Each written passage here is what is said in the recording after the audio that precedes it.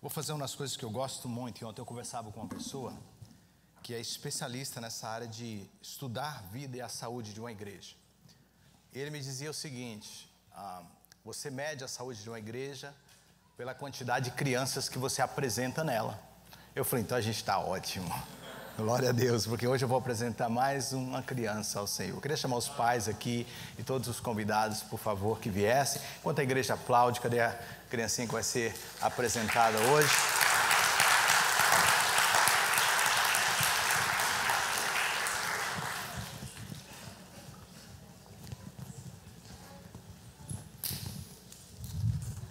Enquanto eles vêm, eu quero dar bem-vinda ao meu irmão de sangue. Eu tenho muitos irmãos aqui, mas o meu irmão de sangue está ali atrás, meu irmão caçula, com a sua esposa, minhas sobrinhas e a filhinha dela, que é uma fofura, gente. Glória a Deus também. Obrigado por estarem conosco hoje.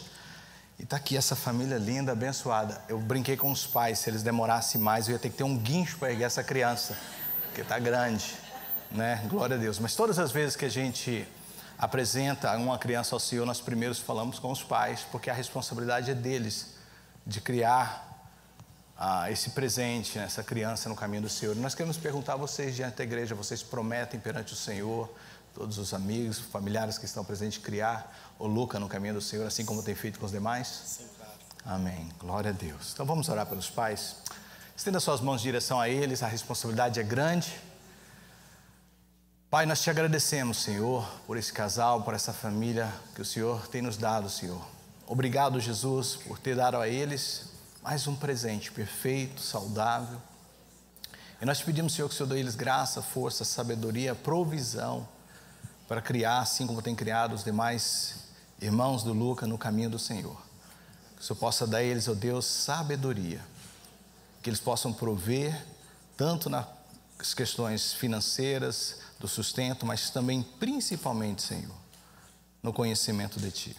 Nós abençoamos os pais e a família, em nome de Jesus. Dá ele aqui. Eu falei que ia apresentar ele igual o Lion King. Eu vou fazer assim, tcharam. Glória a Deus. Vamos orar pelo Luca agora. Pai, ele é um presente teu, dado a essa família, lindo, Senhor, perfeito. E nós queremos que eu pedir que o Senhor guarde todos os dias da vida dele, que ele possa estar, Senhor, sendo guiado pelo Teu Espírito em todos os dias da vida dele. Se Tu tardares, prepara aquela que será a sua companheira, e que ele possa, Senhor, Te servir e ser cheio da Tua presença. É o que nós te pedimos em nome de Jesus. Não sei se vocês estão conseguindo ver os olhos dele, mas é lindo. E eu vou apresentar ele, ler o nome completo. É meu prazer apresentar a igreja Luca Carvalho Reis. Tcharam! Deus abençoe. It's for you. Deus abençoe. Parabéns aos pais. Linda criança. Amém. Deus abençoe vocês. Amém. Oh, Deus. Ai, Bela. Glória a Deus. Amém. Glória ao Senhor Jesus. As crianças podem sair nesse momento, se ainda não fizeram. Deixa eu dar um presentinho para você. Desculpa.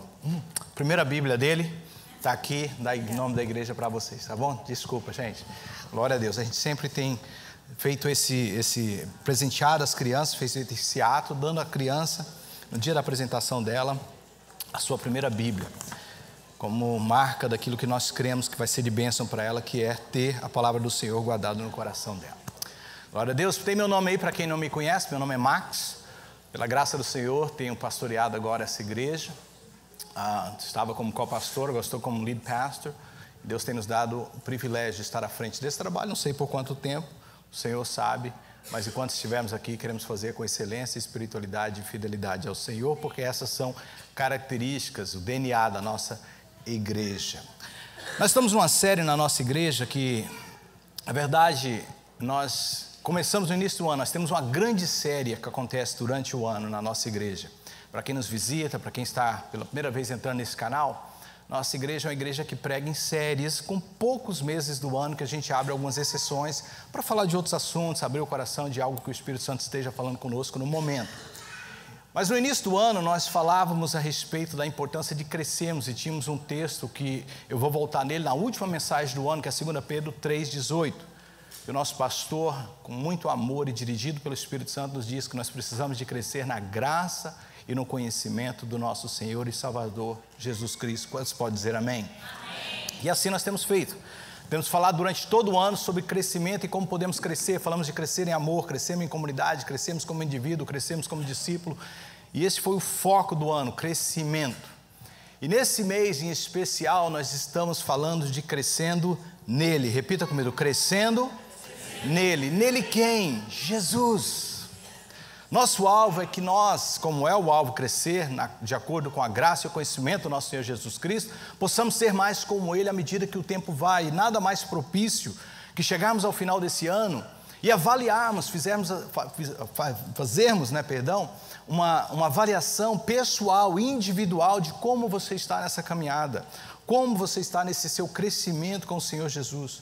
O quão mais parecido com Ele você está, comparando-se, por exemplo, com o início do ano, quando você começou essa série. Porque já que vamos fechar um ano, já que vamos reavaliar as nossas metas, os nossos alvos para o início de um próximo ano, que daqui a poucos dias estará começando, é importante você ver se aquilo que você projetou para esse ano, e creio eu que dentre elas estava ser mais como Jesus, se está acontecendo, se você está realmente, de fato, crescendo nele. Amém? Glória a Deus. Eu queria que você abrisse a sua Bíblia comigo. Eu tenho um texto que eu não tenho ele projetado, mas eu quero que você abra em João capítulo 3, porque é daí que nós vamos extrair o assunto de hoje. Daqui a pouco eu te dou o tema do assunto de hoje, crescendo nele, mas qual o tema de hoje? Que foi extraído dessa passagem que quando nós, pastores, sentávamos há poucos meses atrás para falar o que seria o assunto deste mês, nós chegamos a uma conclusão e esse texto me veio ao coração. Se você encontrou, eu estou lendo na NVI, Nova Versão Internacional, você talvez tenha uma versão um pouco diferente, mas me acompanhe mesmo que a sua versão seja um pouco diferente, e daqui a pouco eu te explicarei o contexto dessa história. Depois disso, Jesus foi com seus discípulos para a terra da Judeia, onde passou algum tempo com eles e batizava. João também estava batizando em Enom, perto de Salim, porque havia ali muitas águas, e o povo vinha para ser batizado. Surgiu uma discussão entre alguns discípulos de João e um certo judeu a respeito da purificação cerimonial. Eles se dirigiram a João e lhe disseram: Mestre, aquele homem que estava contigo do outro lado do Jordão, do qual testemunhastes, está batizando, e todos estão se dirigindo a ele. A isso, João respondeu: uma pessoa só pode receber o que lhe é dado do céu. Vocês mesmos são testemunhas que eu lhes disse: eu não sou o Cristo, mas sou aquele que foi enviado adiante dele. A noiva pertence ao noivo.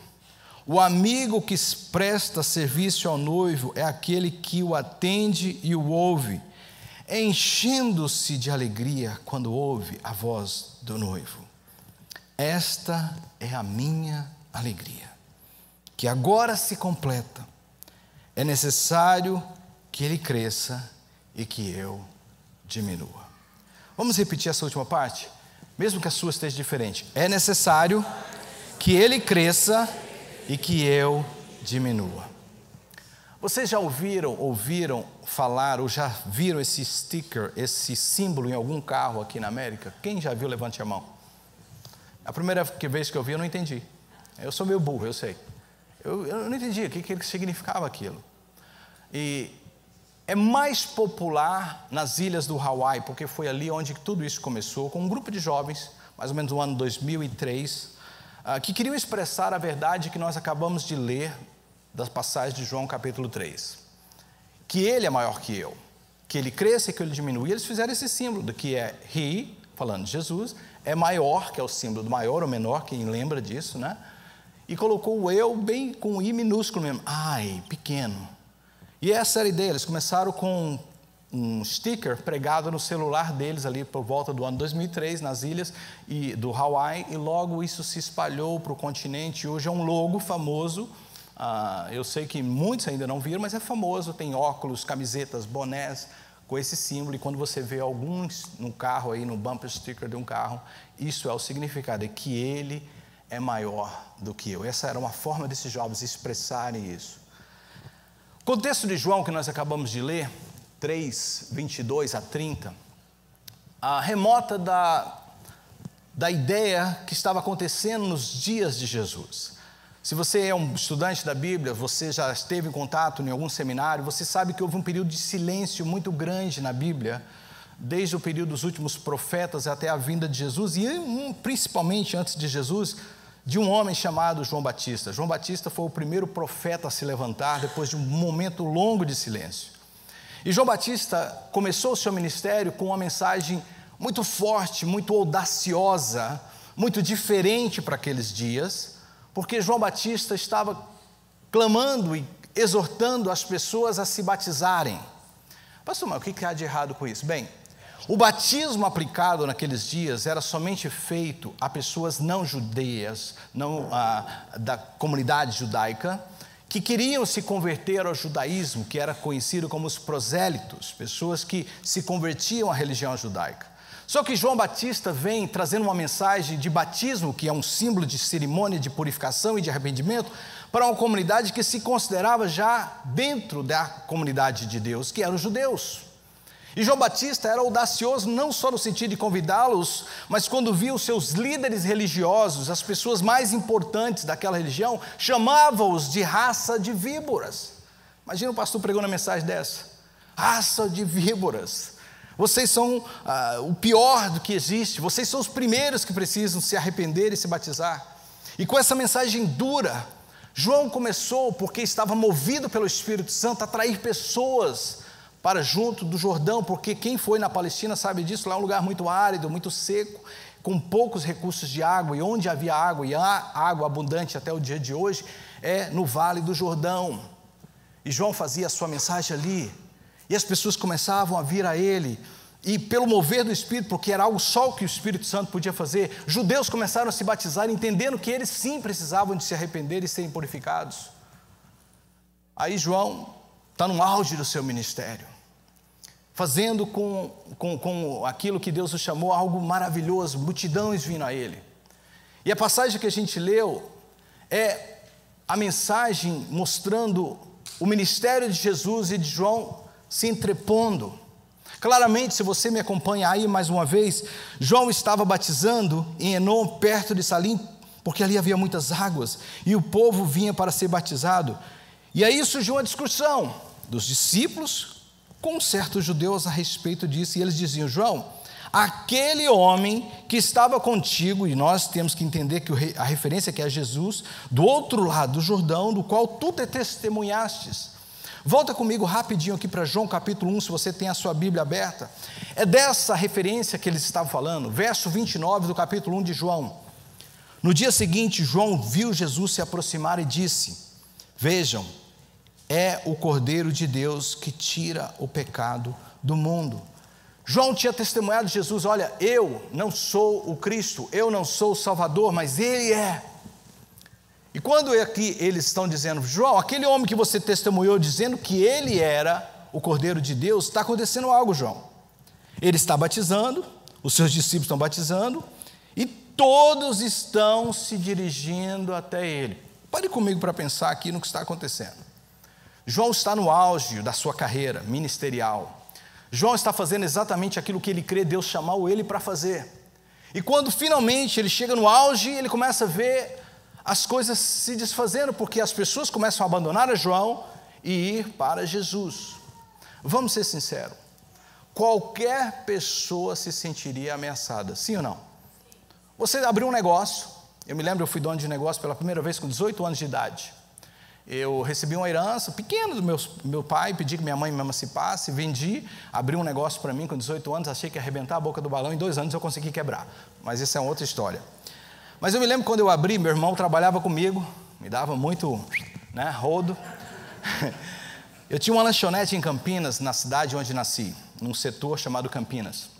E eu me lembro que quando eu abri a minha lanchonete, estava indo bem e tal, feliz, abri uma do lado. E eu me senti muito ameaçado e muito desconfortado com aquela situação. Falei, tanto lugar para esse infeliz abrir, ele vai abrir do meu lado. E o cara morou nos Estados Unidos, voltou com uma ideia inovada, começou com um negócio grande. Imagina como eu me senti. Péssimo, porque as pessoas vinham para o meu rumo, vou testar aquela lá. E entrava lá, eu quase que corria atrás, saia de lá, venha para cá. Porque todos nós somos assim, você luta pelo seu sucesso. Você quer se dar bem. E qualquer pessoa que atrai a pessoa fora daquilo que você está fazendo, você se sente ameaçado. Mas a Bíblia diz aqui a história de um homem chamado João. Diga comigo, João não.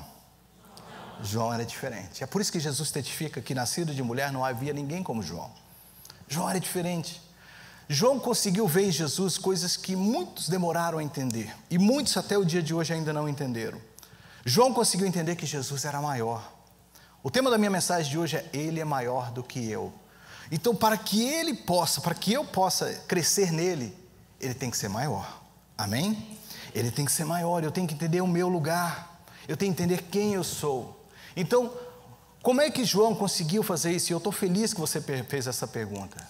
Primeiro porque João sabia quem Jesus é, ele sabia quem é Jesus.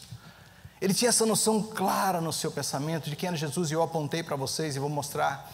Jesus, queridos, a Bíblia diz, em todo o tempo, mostra isso claramente, o Filho de Deus. Diga, Jesus é o Filho de Deus. Você pode se comparar com o Filho de Deus, sim ou não? Não, ele é maior então. Nós somos todos filhos de Deus, sim ou não? Mas ele é o primogênito da criação. Então, quando você se compara com Jesus, e João entendeu isso bem claramente já no início, ele diz, ele é maior que eu, muito maior do que eu. Como é que eu vou conseguir crescer nele? Primeiro entendendo que ele tem que ser maior que eu. E como é que eu consigo que Jesus seja maior que eu? Entendendo quem ele é. Jesus é Filho de Deus. Jesus também, a Bíblia diz que ele criou o mundo, sustenta o mundo, salva o mundo e preside o mundo. Você faz isso? Não. Então ele é maior que você. João, quando tem uma visão, agora não João Batista, mas João o discípulo, lá no no livro de Apocalipse, no capítulo 4, ele vê Jesus.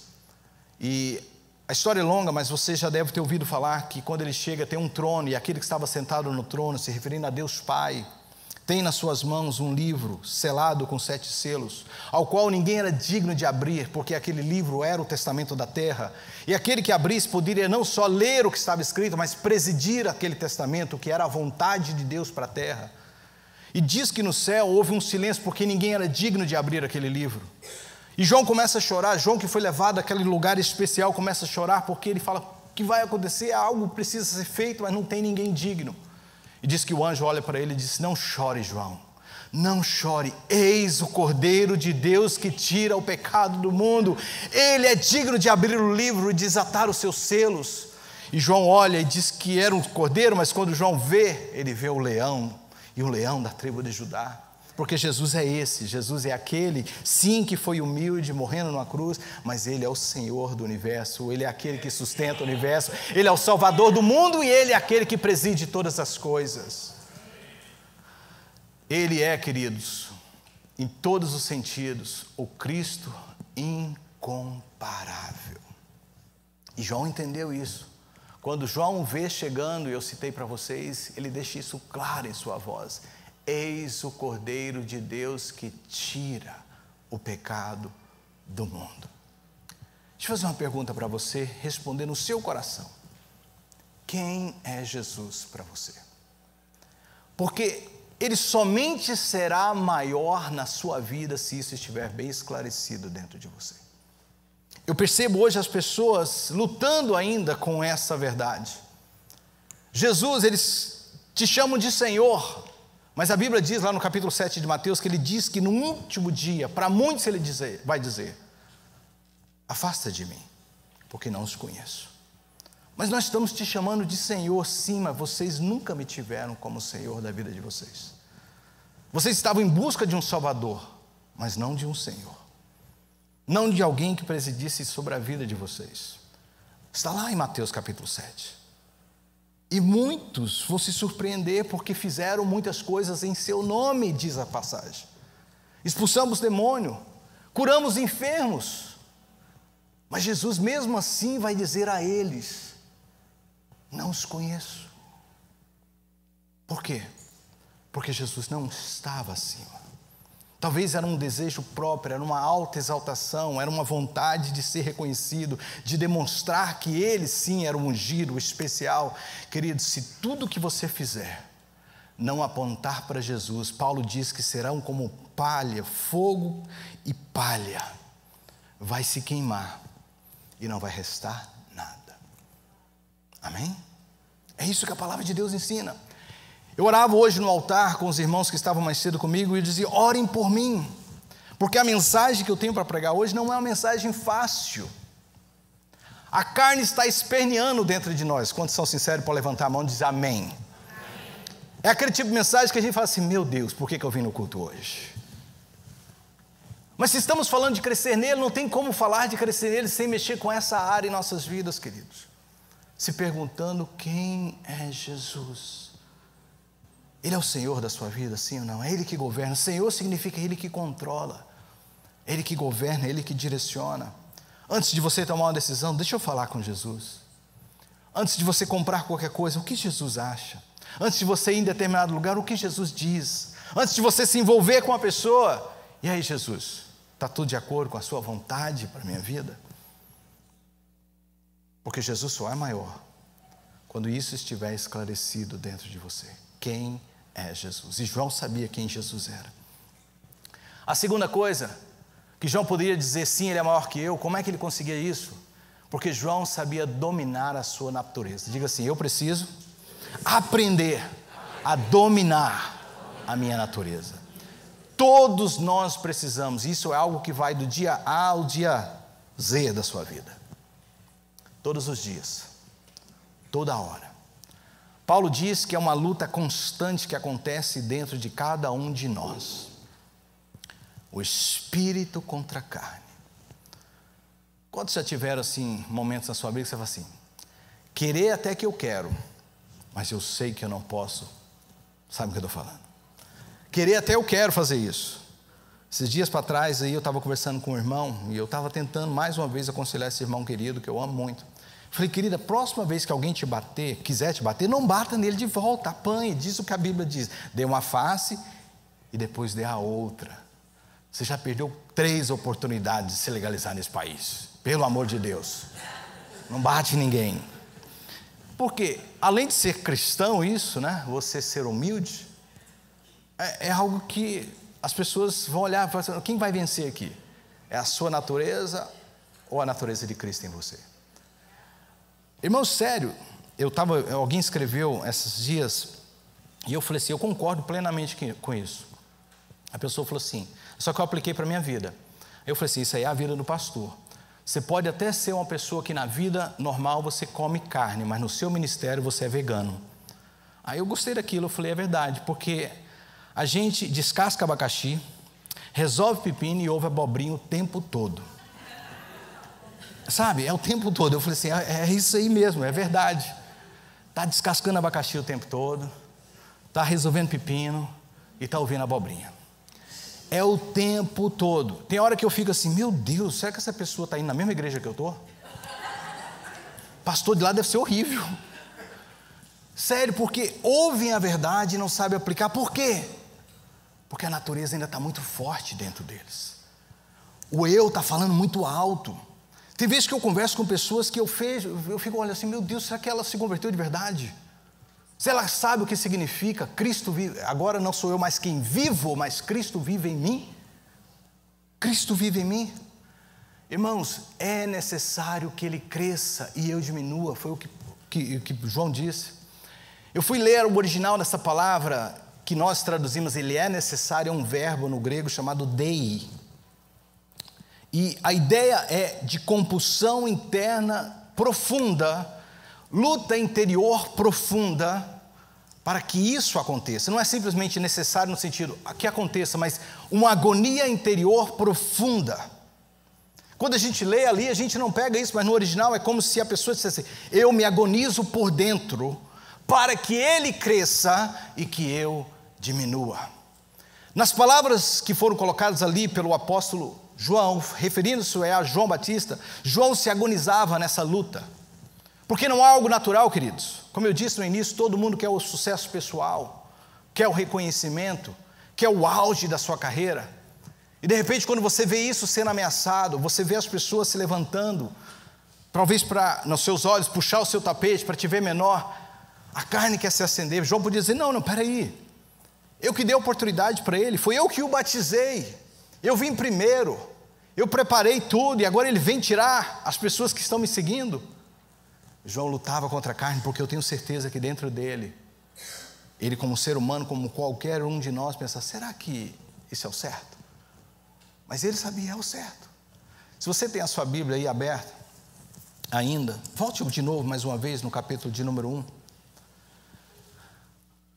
E verso 19 diz assim, este foi o testemunho de João quando os judeus de Jerusalém enviaram os sacerdotes e levitas para lhe perguntarem quem ele era.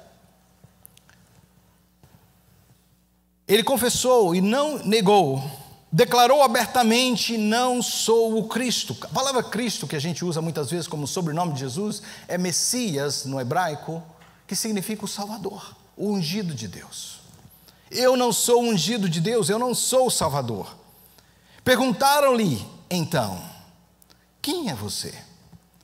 É Elias? Porque lembra que Elias do Velho Testamento não morreu, foi tomado por uma carruagem de fogo.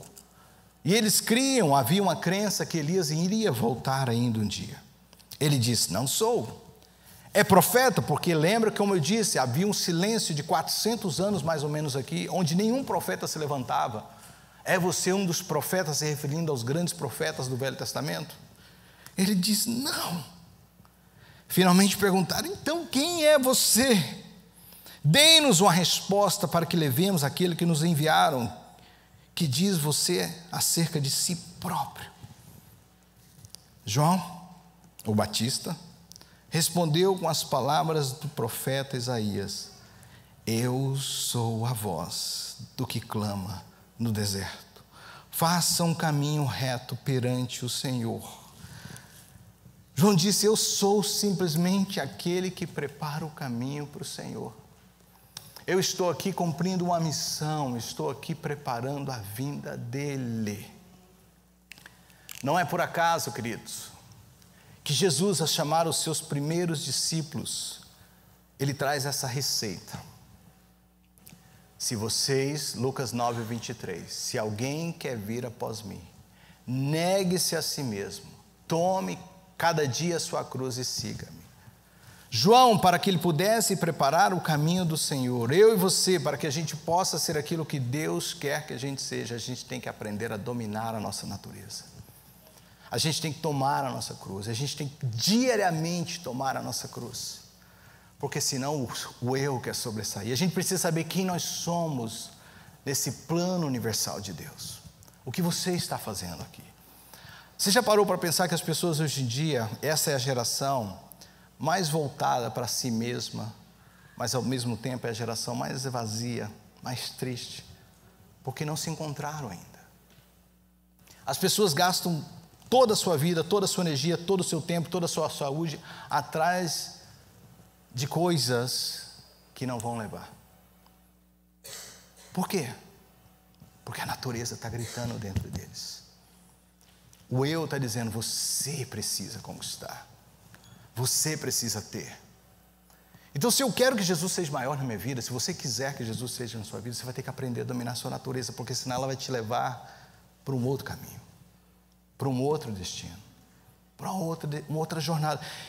Eu acho triste, e acontece muito de pessoas no final da vida, quando você se torna mais sábio e esperado, que a gente cresça em sabedoria com o passar dos anos, né? Salmo 90 diz, ensina-me a contar os dias para que alcance coração sábio, que no final da vida as pessoas cheguem e falam assim, que desperdício de vida tive. Já ouviu alguém dizer isso?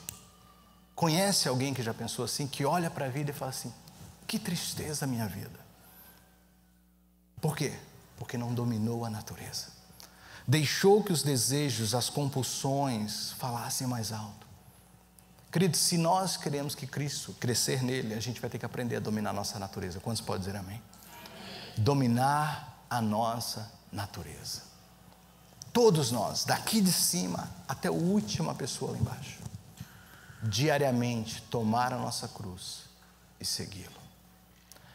João conseguiu então fazer com que ele fosse maior, primeiro porque ele sabia quem Jesus era, segundo porque ele dominava a sua natureza, mas terceiro, e não menos importante, ele sabia se alegrar com o trabalho de Jesus.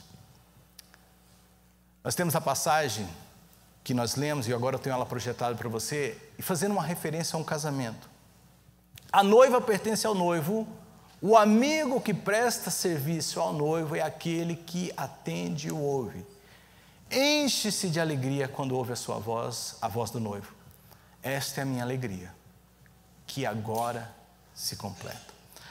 Como eu disse, é alusão a um casamento e num contexto mais parecido para nós, mas com uma responsabilidade bem maior.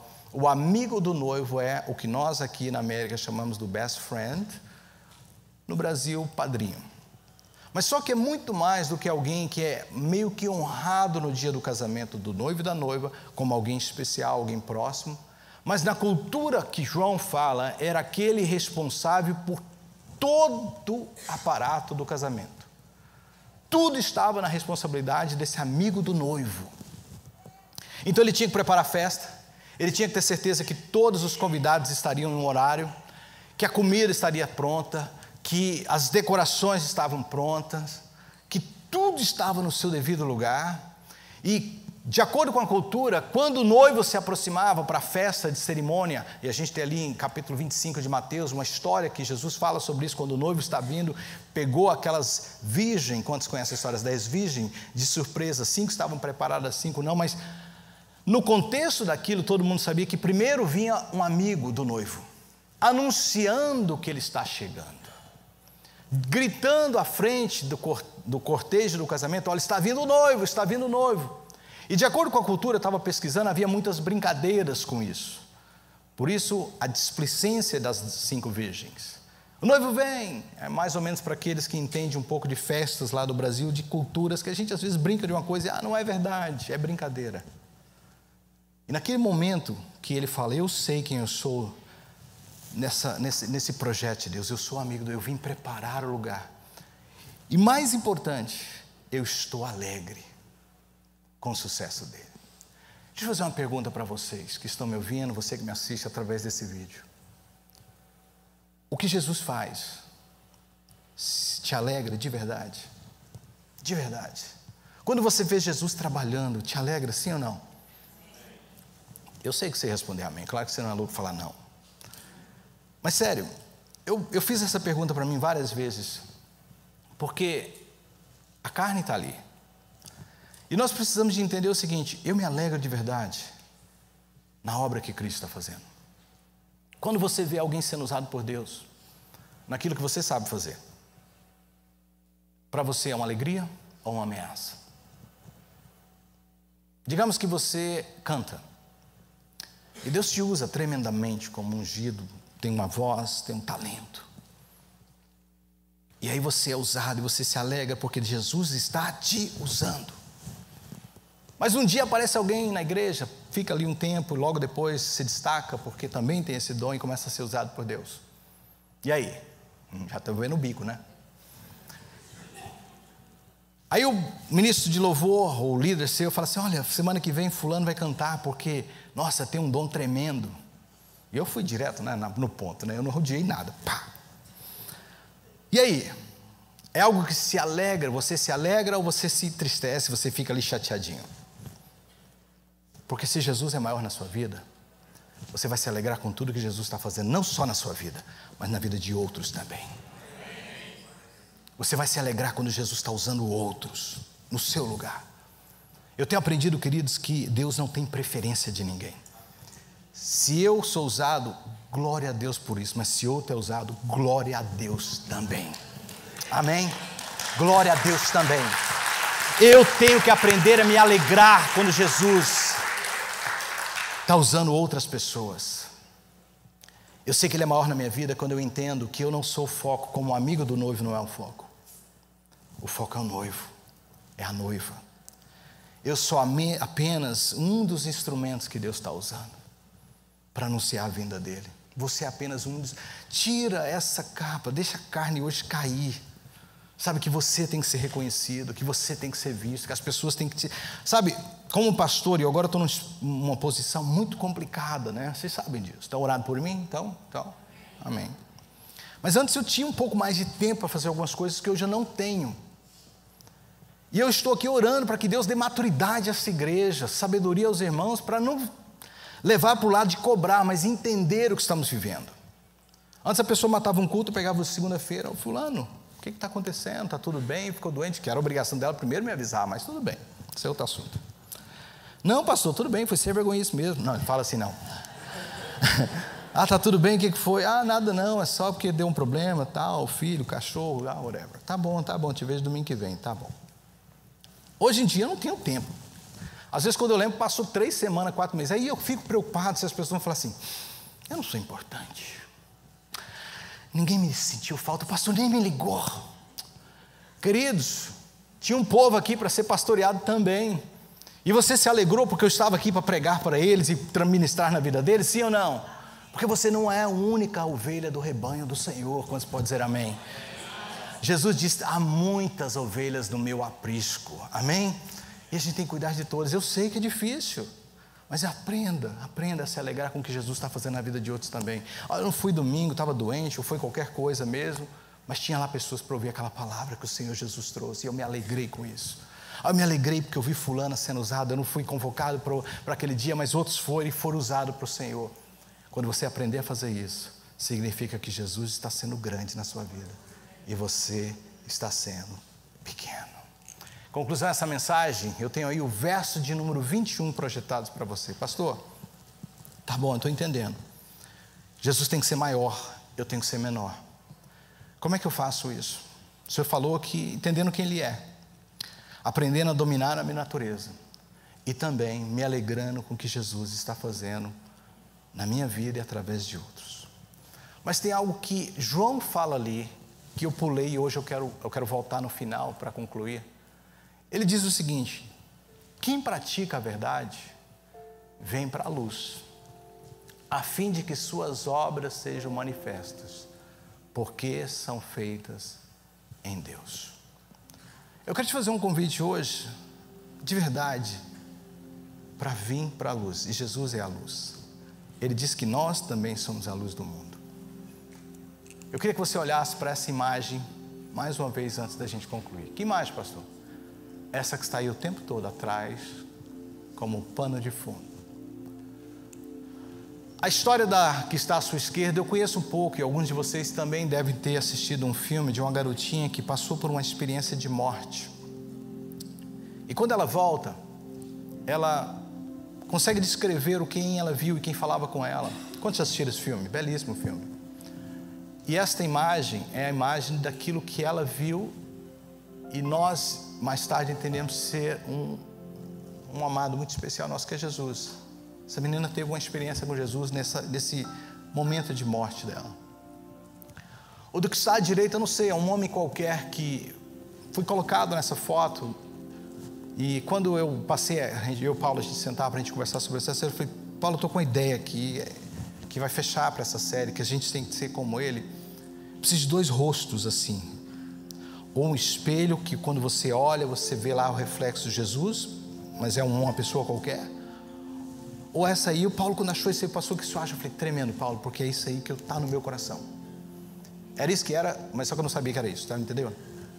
Quando eu vi, eu falei, right on, ele é muito bom para isso, para desvendar os mistérios que estão no meu coração. Ele me mostrou, eu falei, Paulo, é isso aí. Porque quando eu olhei, eu pensava nisso aí. Nós estamos falando de crescer nele. E as pessoas têm que olhar para nós e ver Jesus. Mas de um lado tem ali você, e do outro lado tem Jesus, que está o tempo todo em contrabalança, né? Como estava o ministério de Jesus e o ministério de João.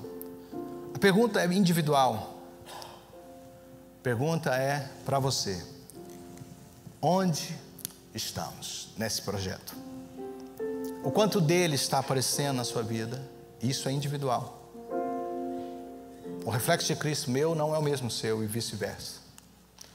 Onde estamos? Estamos diminuindo enquanto ele cresce?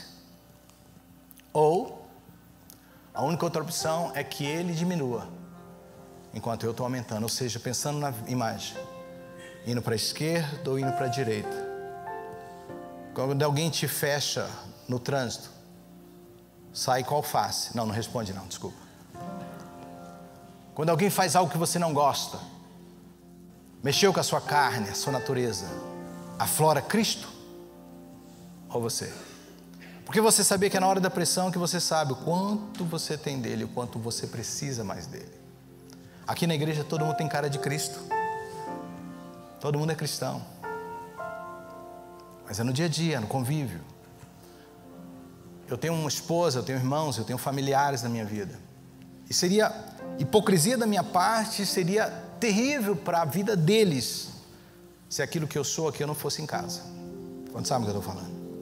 Mas isso também se aplica a você e aos seus filhos, se aplica aos seus colegas de trabalho, que sabem que você é cristão, que você vem nessa igreja, e é a sua responsabilidade. Como eu coloquei aqui, a escolha é nossa, de deixar que ele cresça e que você diminua. Feche os seus olhos, curva a sua cabeça, eu vou orar, e você vai perceber que eu deixei um tempo especial esse dia, porque eu disse ao Espírito Santo que falava comigo, nós precisamos de um tempo no altar hoje. Você que me assiste, nossa igreja, nós cremos nesse momento aqui do altar. É um momento especial e por isso nós temos um espaço bem grande entre a primeira fila e o púlpito. Não é pelo distanciamento que queremos ter das pessoas, nada disso, pelo contrário. É porque quando nós ouvimos uma mensagem e o Espírito Santo fala conosco, nós queremos dar às pessoas, no momento que elas ouvirem, uma rápida ação daquilo que o Espírito Santo tem falado com elas, e que elas possam usar este espaço como um local de reflexão e de transformação. Às vezes é algo que é feito simplesmente entre ela e Deus. Às vezes nós usamos um grupo de irmãos que gastam tempo orando por este culto para concordar com você, depende de como o Espírito Santo dirige. Mas hoje eu tenho certeza que o Espírito Santo me falava: abra o altar, porque eu quero transformar vidas. Eu quero que pessoas hoje entendam que eu as chamei para serem menor, enquanto eu possa crescer na vida delas. Mas pastor, qual o propósito disso? Qual o projeto nisso? O que eles ganham com isso? Só me ouça de olhos fechados, Mateus capítulo 23, verso 11. O maior dentre vós seja vosso servo. Todo aquele que a si mesmo se exaltar será humilhado, e todo aquele que se humilhar será exaltado. 1 Pedro 5,6 diz: sendo assim, humilhai-vos sob a poderosa mão de Deus, para que Ele vos exalte no tempo certo. Se nós aprendermos a colocar a nossa carne no devido lugar, entendemos quem Jesus é na nossa vida, e aprender a se alegrar com aquilo que Ele está fazendo na vida de outros, Ele vai nos exaltar um dia, querido. Então eu vou abrir esse altar. Você que me assiste, busca um lugar, e eu queria que você viesse aqui dizendo: Espírito Santo, trabalha, remove, arranca. Eu tenho aprendido que Deus não usa coisas prontas, Deus prepara aquilo que Ele quer usar. Deus não quer coisas inteiras, Deus sim gosta de coisas quebradas. É um Pedro quebrantado, que chora amargamente por ter negado Jesus, que mais tarde é usado como o maior dos apóstolos.